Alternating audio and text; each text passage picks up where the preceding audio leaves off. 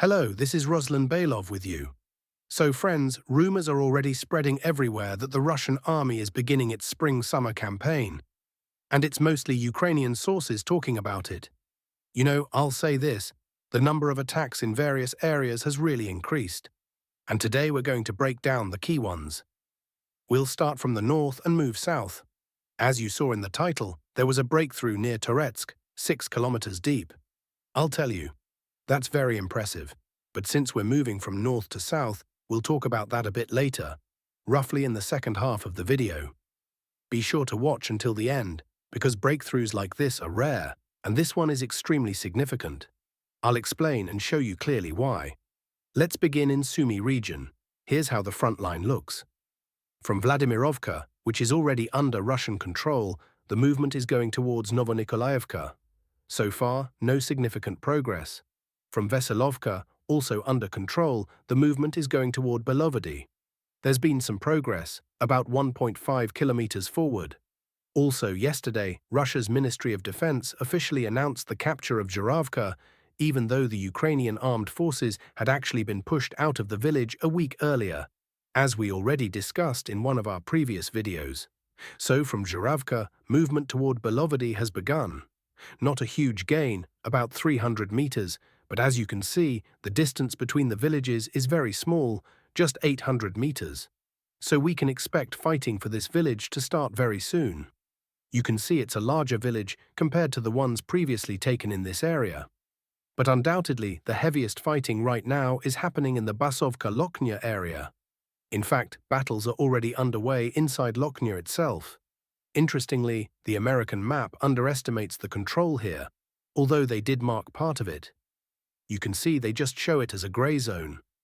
But the northern part of the village is already firmly under control, not a grey zone as shown on the map. However, the Ukrainian armed forces are putting up fierce resistance, as expected. They're defending a whole administrative center, Yunakovka. It's a large village and a logistics hub, so of course they'll fight for it. Overall, the dynamics in Sumy region are positive. Control is increasing daily. Right now, 5 villages and 76 square kilometers are under control. Just 3 to 4 days ago, it was only 50 square kilometers.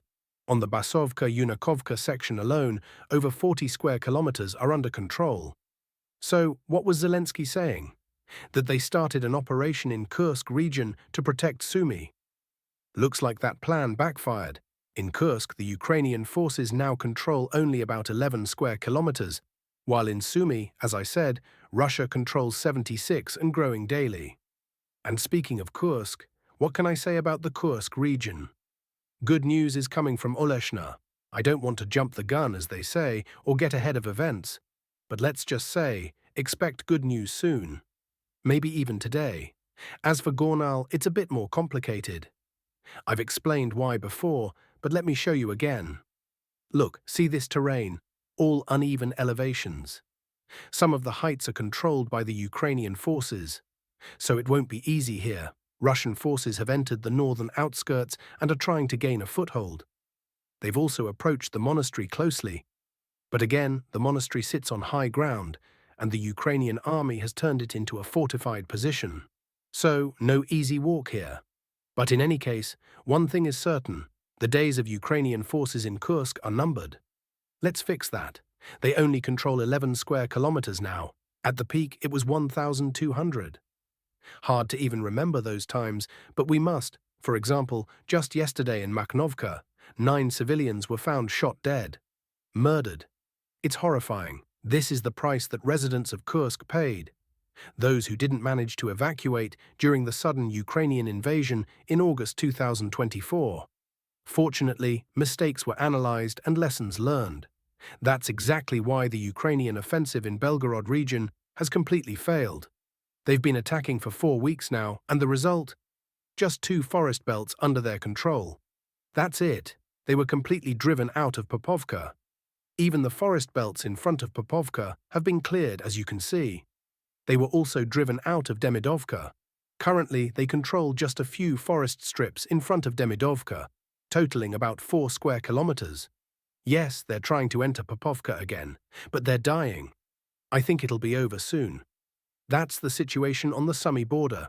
You can clearly see the increased activity here, but it's not the only hotspot. There are other sections of the front as well. Kharkiv region. The battles for Kamenka continue. Yesterday, there was progress in the southeastern part of the village. They finally managed to press through, and now, as you can see, this whole part of Kamenka is under control. Overall, about 40% of the village is under control, and the fighting goes on.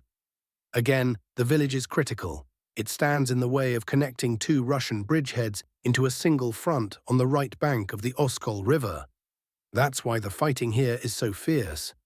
In other parts of Kharkiv region, it's quiet for now. Reports of Kondrashovka being captured were premature. Fighting continues, and full control over the village has not been confirmed.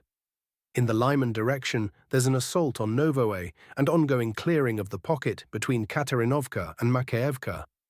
By the way, Azov fighters tried a desperate counterattack here yesterday, attempting to retake lost positions, but were destroyed before even reaching Konstantinovka. The result, 3 vehicles lost and 14 KIA. Nothing is working for this supposedly elite unit. The front is cracking.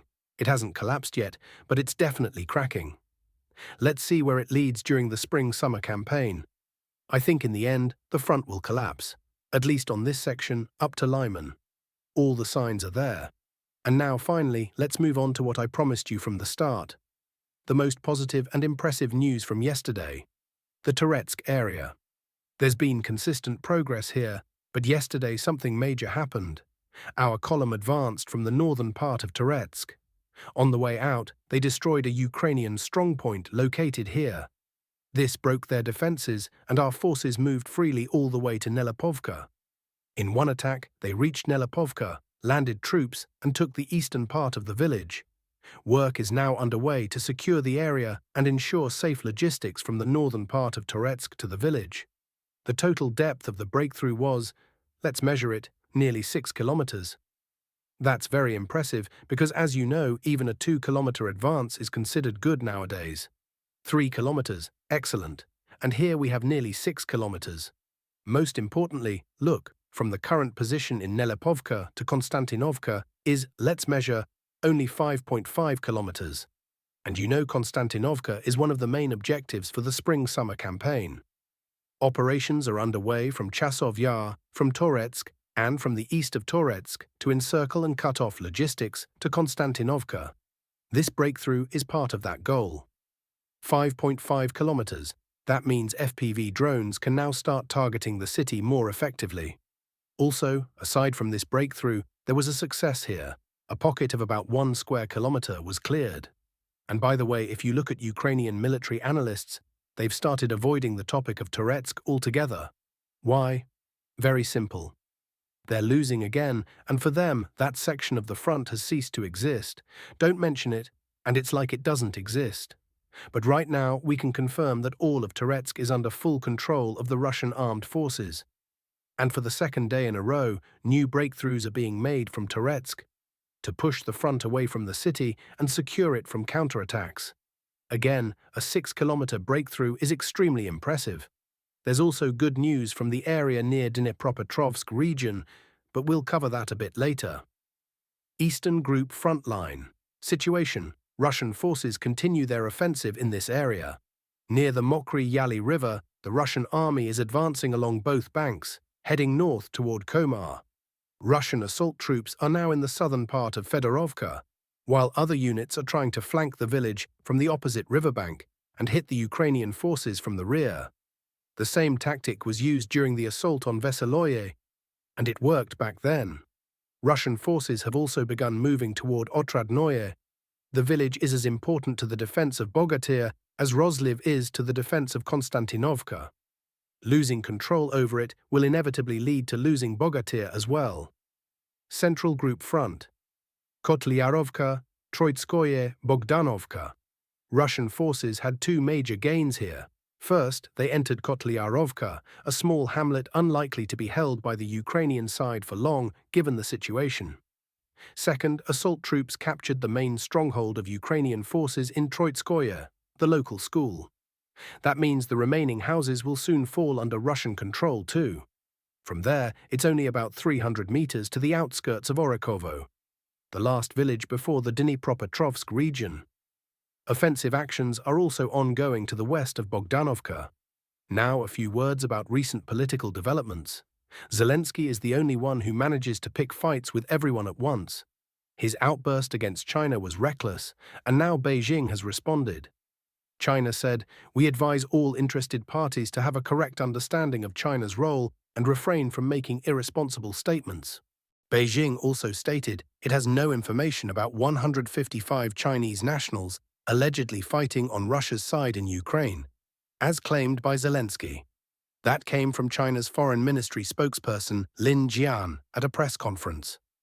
Let's also recall that recently, Zelensky lashed out at the US Treasury Secretary, claiming that Besant chose the wrong approach in negotiations. Quote, "Tapping your finger on the agreement and saying it must be signed right now. All I could say was, stop tapping and let's talk specifics." Zelensky was already not taken seriously, and now even less so. He's becoming inconvenient. Nobody wants to deal with him because he's unstable and always chasing clout. Well, that's all for today regarding the frontline situation. Thanks for watching. Don't forget to like, subscribe, and stay tuned.